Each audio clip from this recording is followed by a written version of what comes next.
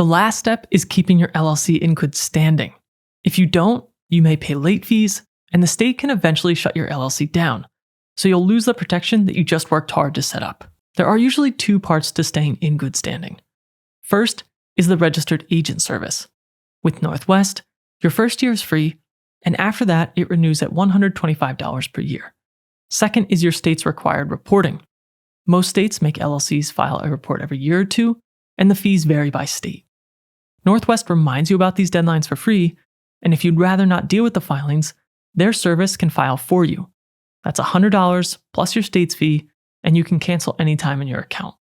Here's a quick example of why it pays to know your state's rules. Texas doesn't have an annual report with the Secretary of State.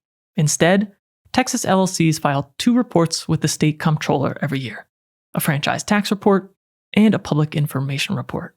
Most small landlords owe no tax with these reports, but you still have to file them, and skipping them can put your LLC out of good standing. Your state will have its own version of this, so take some time to learn the deadlines or let Northwest help you with them. If you want a full walkthrough for your state, I've made step-by-step LLC videos for several states, and they're linked in the description down below.